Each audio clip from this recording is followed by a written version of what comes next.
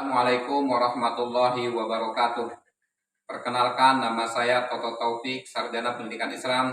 Saya mengajar mata pelajaran Sejarah Kebudayaan Islam di MA Bani Karim Pancalang, Kabupaten Kuningan, dan sebagai mahasiswa PPG dalam jabatan tahun 2022 di LPTK Universitas Islam Negeri Sunan Gunung Jati, Bandung, dengan nomor peserta 7762840008002. Saya akan melaksanakan uji kinerja di MA Bani Karim Pancalang, Kabupaten Kuningan, dengan materi langkah-langkah dakwah Rasulullah SAW periode Madinah. Berikut praktek video pembelajarannya. Ihtidalan, qiyaman, tahiyatan. Assalamualaikum warahmatullahi wabarakatuh. Waalaikumsalam warahmatullahi wabarakatuh. Julusan. Sebelum belajar, mari berdoa terlebih dahulu.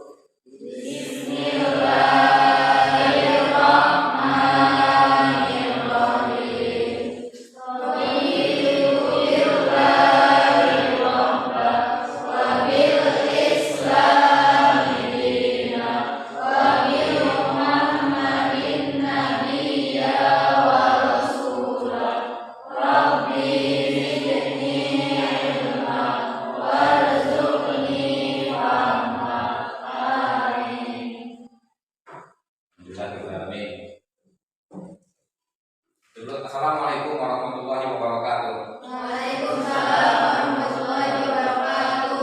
Alhamdulillah, kita pada hari ini kita bisa berjumpa lagi pembelajaran sejarah kebudayaan Islam. Pada hari ini materi yang akan disampaikan yaitu sejarah Nabi periode Madinah. Namun sebelum pembelajaran ini dimulai, terlebih dahulu Bapak akan mengabsen dulu kehadiran siswa.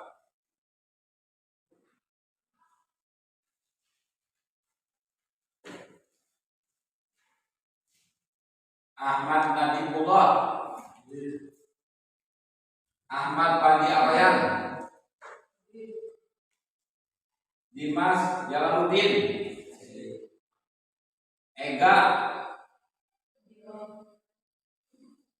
Muhammad Adir, Mudiana. Mudiana sakit ya. Kita doakan semoga saudara kita Mudi diberi kesempatan oleh Allah Subhanahu wa Ta'ala supaya dapat mengikuti pembelajaran kembali. Selanjutnya Nesa Salsabila, Nisa Nurjana, Nur Asih, Rizky Amanda, Sadetul Maula. Selanjutnya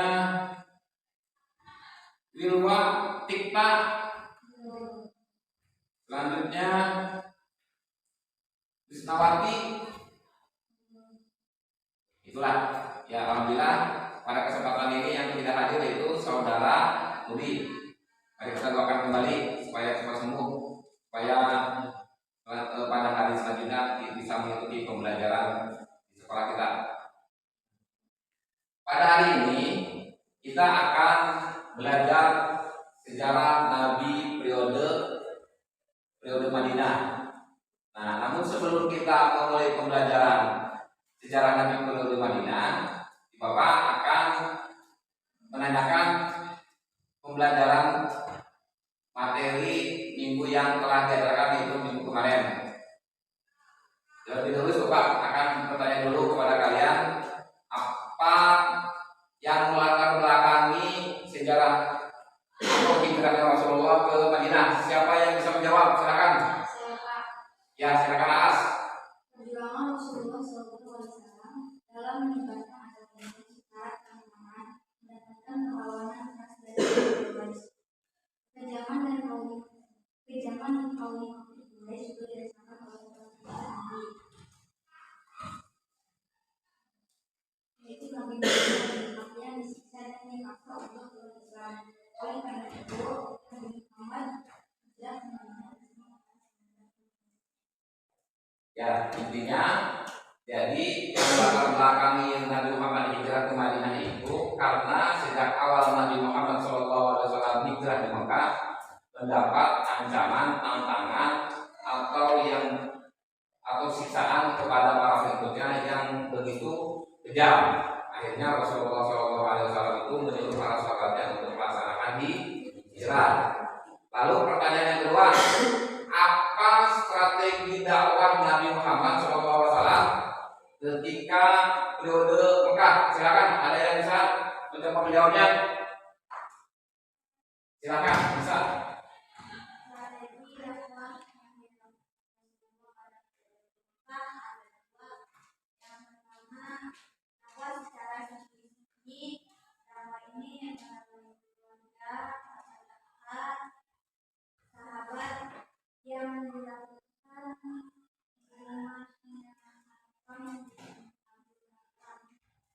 yang kedua, dakwahnya secara terang-terangan. Dakwah secara terang-terangan dimulai pada saat masuk Islam. Sudah. Beri tepuk tangan dulu untuk kedua teman kalian yang telah menjawab.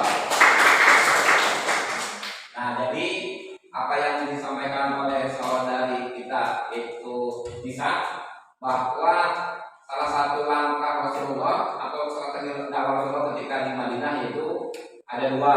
Yang pertama strategi sembunyi-sembunyi, ada yang mengatakan juga istilah door to door, itu dilakukan oleh Rasulullah SAW itu terhadap keluarga terdekat atau teman terdekat. Selanjutnya dakwah secara terang-terangan. Itu Rasulullah baru mulai dakwahnya secara terbuka di tempat umum, gitu ya. Untuk pembelajaran materi sejarah kebudayaan Islam pada hari ini, silakan kalian buka buku, baca, silakan baca, amati, baca. Boleh dari HP juga boleh. Silakan dari HP juga boleh tentang materi sejarah Nabi Muhammad SAW periode Madinah.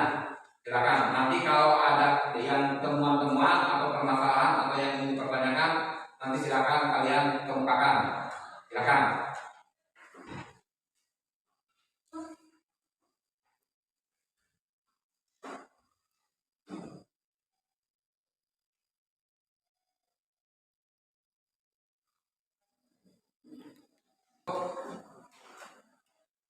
Saya cukup dari pengamatan maksudnya dari pengamatan materi tadi yang telah saya baca baik melalui buku, jurnal atau dari melalui HP. Mungkin ada yang dari kalian ingin dipertanyakan, silakan. Oh silakan ini. Apa saja langkah-langkah dakwah Rasulullah yang dilakukan? Apa saja langkah-langkah dakwah Rasulullah SAW periode Madinah? Nah, mungkin ada lagi, silakan bisa. Bagaimana penerapan strategi dakwah Rasulullah pada saat sekarang? Bagaimana penerapan strategi dakwah Rasulullah pada masa sekarang? Maksudnya kalau disangkutkan atau dipraktekkan pada masa sekarang, mungkin gitu ya. Nah, untuk ini, untuk menjawab pertanyaan tadi, marilah kita terlebih dahulu didiskusikan bersama teman kalian. Nah, si Bapak akan membuat 3 kelompok. Ini kelompok 1, kelompok 2, kelompok 3. Ya.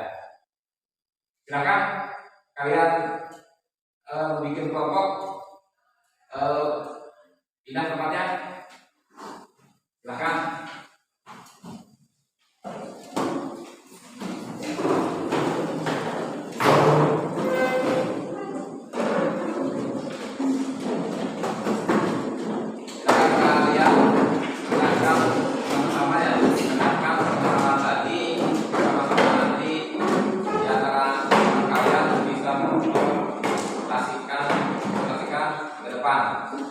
Ya, silakan.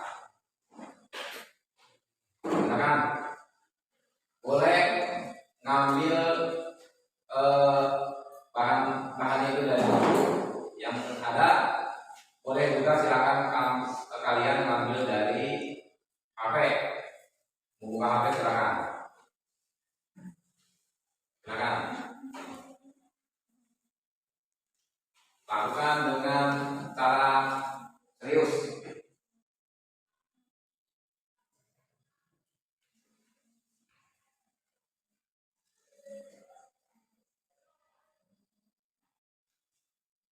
Silakan. Sudah cukup? Cukup. Posisi duduknya jangan mulai dulu ya.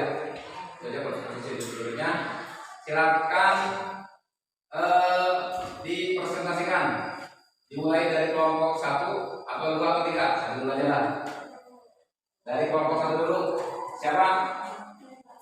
Oh, Jihan. Silakan. Oh, dari Jihan atau Jihan. Silakan. Assalamualaikum warahmatullahi wabarakatuh. Waalaikumsalam warahmatullahi wabarakatuh. Saya perwakilan dari kelompok 1 akan mempresentasikan jawaban hasil diskusi dari materi dakwah Nabi Muhammad SAW di Madinah. Jawaban yang pertama yaitu dari soal strategi dakwah atau langkah-langkah dakwah apakah yang Rasulullah lakukan ketika berada di Madinah. Yaitu Rasulullah SAW pertama kali datang ke Madinah yaitu membangun 2 masjid yang dijadikan sebagai pusat kegiatan dakwah di Madinah, yaitu Masjid Quba yang dibangun saat kedatangan pertamanya dan Masjid Nabawi yang kemudian dijadikan untuk mendidik para sahabatnya dan mengatur pemerintah. Soal yang kedua yaitu bagaimana penerapan strategi dakwah Rasulullah SAW pada saat sekarang. Jawabannya yaitu menurut saya pola dakwah yang tepat di zaman sekarang adalah dengan menggunakan media sosial, pola pemikiran seni dalam arti seperti zaman para sunan, dan pendekatan secara langsung dengan remaja-remaja zaman sekarang seperti berteman atau pendekatan lainnya. Sekian jawaban dari kami. Wassalamualaikum warahmatullahi wabarakatuh. Waalaikumsalam. Tepuk tangan dulu. Dari kelompok 2 siapa yang mau maju? Hamka, silakan. Assalamualaikum warahmatullahi wabarakatuh. Waalaikumsalam warahmatullahi wabarakatuh. Saya perwakilan dari kelompok 2 ingin mempresentasikan pertanyaan yang tadi. Yang pertama, strategi dakwah atau langkah-langkah dakwah Rasulullah SAW ketika periode Madinah.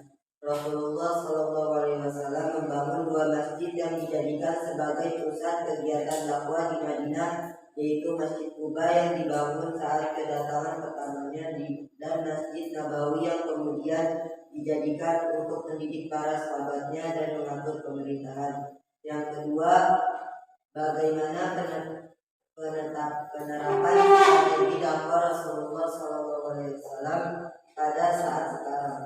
Menurut saya pola dakwah yang tepat di zaman sekarang adalah dengan penggunaan media sosial, pola pemikiran seni dalam arti seperti zaman para sunan, dan pendekatan secara langsung dengan remaja-remaja zaman sekarang seperti berteman atau pendekatan lainnya.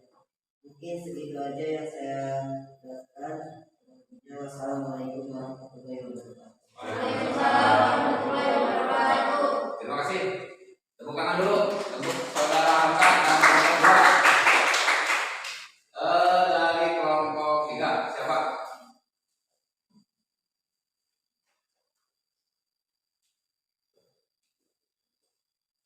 Assalamualaikum warahmatullahi wabarakatuh. Waalaikumsalam warahmatullahi wabarakatuh. Saya perwakilan dari kelompok 3 akan mempresentasikan hasil diskusi tadi, yakni bagaimana penerapan strategi dakwah Rasulullah SAW pada saat sekarang. Pola dakwah yang tepat di zaman sekarang adalah dengan penggunaan media sosial. Banyak kita temui dakwah-dakwah di media sosial, ya contohnya kayak dari YouTube, Instagram, dan banyak lagi. Pola pemikiran seni dalam arti seperti zaman para sunan dan pendekatan secara langsung dengan remaja-remaja zaman sekarang seperti berteman atau pendekatan lainnya. Yang kedua yaitu strategi dakwah atau langkah-langkah dakwah Rasulullah ketika periode Madinah. Pertama, Rasulullah membangun dua masjid yang dijadikan sebagai pusat kegiatan dakwah di Madinah, yaitu Masjid Kuba yang dibangun saat kedatangan pertamanya dan Masjid Nabawi yang kemudian dijadikan untuk mendidik para sahabatnya dan mengatur pemerintahan. Yang kedua, membangun ekonomi rakyat dengan mendirikan pasar. Yang ketiga, mempersaudarakan kaum muhajirin dan ansor. Dan yang terakhir, melakukan perjanjian dengan kaum Yahudi Madinah. Sekian dari saya, kurang dan lebihnya mohon maaf. Bila taufiq wal hidayah. Wassalamualaikum warahmatullahi wabarakatuh. Waalaikumsalam warahmatullahi wabarakatuh. Terima kasih. Beri tepuk tangan dulu untuk kelompok tiga. Nah, apa yang tadi kalian sampaikan dari tiga kelompok yang dipresentasikan, strategi dakwah yang dilakukan oleh Rasulullah SAW yaitu yang pertama membangun masjid. Masjid yang pertama kali dibangun itu Masjid Kuba. Nah, begitu sebelum Rasulullah datang ke kota Madinah, terlebih dahulu Rasulullah membangun Masjid Kuba. Selanjutnya Rasulullah ketika nyampe di kota Madinah yaitu membangun Masjid Nabawi. Maksudnya kenapa? Nanti masjid ini menjadi pusat kegiatan orang-orang muslim atau para kaum muslimin atau Nabi Muhammad dengan para sahabatnya. Inilah menjadi pusat kegiatan. Selanjutnya yaitu membangun perekonomian. Nah, begitulah langsung Rasulullah itu membangun perekonomian, salah satunya dengan membangun pasar. Nah, itu setelah itu Rasulullah yang kedua mempersaudarakan antara muhajirin dan ansor.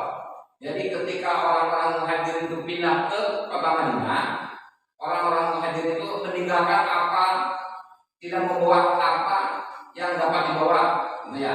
Hanya harta yang bisa dibawa, gitu ya. Selanjutnya salah satunya itu Rasulullah dipersaudarakan dengan kaum ansor. Salah satunya kayak Ja'far bin Abi Thalib dipersaudarakan dengan Mu'adz bin Jabal, terus Abdurrahman bin Auf dipersaudarakan dengan Sa'ad bin Rabah, bin Atrobi, ya, adalah salah satu contohnya. Selanjutnya membuat undang-undang. Ini sangat perlu sekali untuk mempersatukan orang-orang yang ada di Madinah atau orang Yahudi dengan orang-orang Islam. Maka Rasulullah itu membuat undang-undang atau lebih dikenal nantinya itu Piagam Madinah. Piagam Madinah itu sendiri jumlahnya menurut para ahli sejarah itu 47 poin. Ya, intinya itu untuk menjaga keseimbangan untuk persaudaraan antar umat Islam dengan orang-orang Yahudi. Gitu ya. Intinya kan gitu ya. Ada yang membayangkan dari kalian? Ada enggak? Cukup. Nah, apa yang telah kalian tadi sampaikan? Nah, saya mohon salah satu perwakilan dari kalian untuk menyimpulkan hasil diskusi yang telah kalian lakukan. Silakan, siapa yang siap? Silakan, bisa.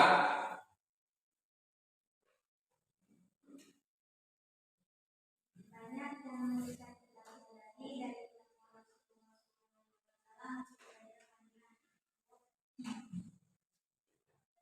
menciptakan menjadikan persaudaraan dengan mempersaudarakan kedua kaum tersebut. Nabi Muhammad SAW mengajarkan kepada kita bahwa sesama muslim itu seperti saudara.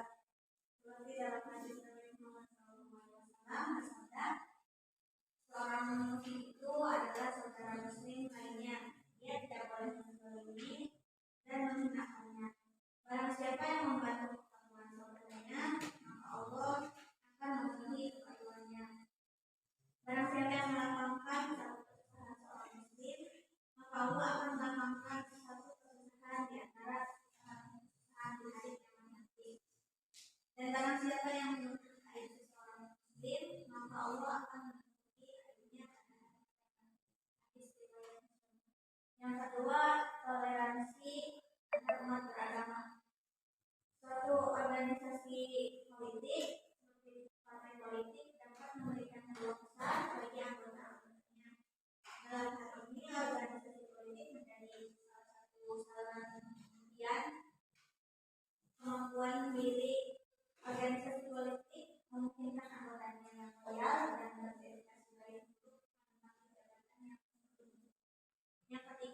semangat berjuang, semangat lelah dari belajar dan bekerja keras. Hijrahnya Rasulullah dari kota Mekah ke Madinah adalah perjalanan yang sulit bahkan nyawa.